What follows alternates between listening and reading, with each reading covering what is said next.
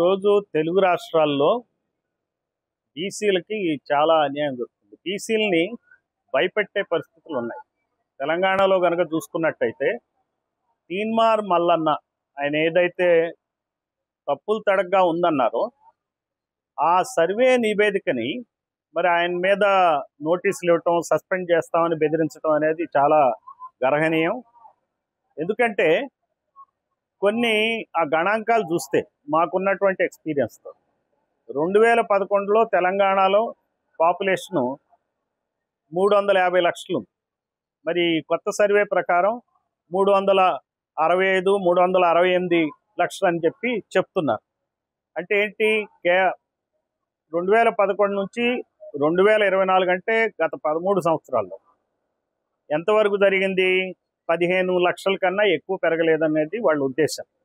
మరి 1% growth rate కనుక తీసుకున్నట్టయితే దాదాపుగా 40-50 లక్షల జనాభా పెరిగి ఉండాలి. సో అంటే ఇది ఒక తేడా ఉంది. అలానే బీసీలు 21 లక్షల జనాభా తగ్గిపోయినట్టుగా, ఎస్సీలు 1,75,000 తగ్గిపోయినట్టుగా, అలానే ముస్లింలు 1,66,000 తగ్గినట్టుగా సమగ్ర కుటుంబ సర్వే ఆధారంగా చూస్తే తేడాలు ఉన్నాయి. మేము చూసింది ఏంటంటే ఇంత పెద్ద ఎత్తున సర్వే చేసినప్పుడు ఖచ్చితంగా లోపాలు ఉంటాయి. మరి రాజకీయ నాయకులు మరి అధికారులు చేసిన దాన్ని మరి ఎంత పగడ్బందీగా చేశారు అనేది కూడా చూసుకోవాల్సిన అవసరం ఉంది. డేటా ప్యూరిఫికేషన్ అవసరం. అలానే ఈ థర్డ్ పార్టీ ఆడిట్లు అవసరం. ఒక విలేజ్లో అన్నా ఏమైనా చెక్ చేశారు ఆ డేటాని, లేకపోతే ఎక్కడైనా సరే ఒక మండలాన్ని డేటా చెక్ చేశారా, లేకపోతే ఇప్పుడు ఎవరైతే ఉన్నారో నాబోటి వ్యక్తి నేను ఏ కులం అయితే మెన్షన్ చేశానో ఆ కులం డేటా నా పేరున అది ఉందా లేదా అనేటువంటి విషయాలు అనేది ఈ రోజున ప్రజలకు తెలియాల్సిన అవసరం ఉంది. ఇంత పెద్ద ఎత్తున సర్వే చేసి మరి ఈ రకమైనటువంటి అపోహలకు తావు లేకుండా ఉండాల్సినటువంటి అవసరం ఉంది. ఎప్పుడైనా సరే బహుజన్ సమాజ్ పార్టీ ఎప్పుడు కూడా చేసేది ఏంటంటే, చేసేటువంటి ఆరోపణ, ఈ పాలక కుల పార్టీలు ఎప్పుడూ బహుజనులకి న్యాయం చేయవు. రిజర్వేషన్లు ఇవ్వటంలో నెహ్రూ ప్రభుత్వం లేట్ చేసింది, తాత్సారం చేసింది. అలానే ఆంధ్రప్రదేశ్ ప్రభుత్వం, ఆనాటి ఉమ్మడి ప్రభుత్వం కూడా తాత్సారం చేసింది. ఈ రోజున కమ్మారెడ్లకి రిజర్వేషన్లకు ఇవ్వటానికి, వెలమలకి రిజర్వేషన్లకు ఇవ్వటానికి కేవలం 10 రోజుల్లో 10% రిజర్వేషన్లు ఇచ్చేశారు. దానికేమో ఈడబ్ల్యూఎస్ అని పేరు పెట్టారు. ఈడబ్ల్యూఎస్ అంటే ఎవరికి ప్రజలకు అర్థం కావట్లా. ఈడబ్ల్యూఎస్సి అంటే మన తెలుగు రాష్ట్రాల్లో కమ్మ, రెడ్డి, వెలమలకి రిజర్వేషన్. సో వాళ్ళకి రిజర్వేషన్లు ఏంటండి? వాళ్ళే ముఖ్యమంత్రులు అవుతా ఉంటే వాళ్ళకి రిజర్వేషన్లు ఏంటి? అందుకని చెప్పి ఈ ప్రభుత్వాల మీద నమ్మకాలు తక్కువ. ఈ రోజున ఆంధ్రప్రదేశ్లో ఒక బీసీ అధికారి ఆర్టీసీ వీసీ అండ్ ఎండీగా వేస్తే తిరుమలరావు గారిది, ఆయనకు సంబంధించి అసలైన అధికారాలు ఏవైతే ఉన్నాయో, ఫినాన్షియల్ పవర్స్ ఏవైతే ఉన్నాయో, మరి సిబ్బందికి సంబంధించిన అధికారాలు ఏవైతే ఉన్నాయో వేరే అధికారికి అప్పచెప్పారు. కారణం ఏం చెప్తున్నారు? ఆయన రిటైర్ అయిన వ్యక్తి కాబట్టి వేరే వాళ్ళకి, సర్వీసులో ఉన్న వాళ్ళకి ఇస్తున్నామని చెప్తున్నారు.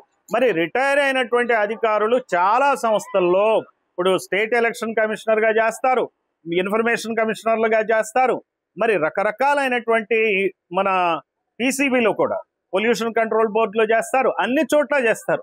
వాళ్ళకి అధికారాలు ఇచ్చినప్పుడు ఒక నిన్నగాక మొన్న రిటైర్ అయినటువంటి సమర్థుడైనటువంటి మరి సచ్చీలుడైనటువంటి ఆనెస్ట్ అధికారికి ఎందుకు అవి గుంజుకుంటున్నారు? ఇది చాలా ఇదే బీసీలకు జరిగే అన్యాయం. ఆయన కేవలం బీసీ కాబట్టి ఈ రకంగా చేస్తున్నారా? అట్లానే గౌతు లచ్చన్న మనవరాలకి ఒక ఎన్టీ రామారావు మనవుడు ఇవ్వటం ఏంటి, తాకీదులు ఇవ్వటం ఏంటి? ఏమిటి మీరు విగ్రహావిష్కరణ గురించి ఆ రకంగా కామెంట్ చేయటం ఏంటి? అట్లానే ఇక్కడ ఒక శివాజీ అని చెప్పి మరి బీసీకి సంబంధించినటువంటి నాయకుడు, తెలుగుదేశం పార్టీ నాయకుడే, అతన్ని రామయ్య చౌదరి అనేటువంటి నాయకుడు మరి బెదిరించడం ఏమిటి? ఈ రకమైనటువంటి దౌర్జన్యాలు జరుగుతూ ఉన్నాయి.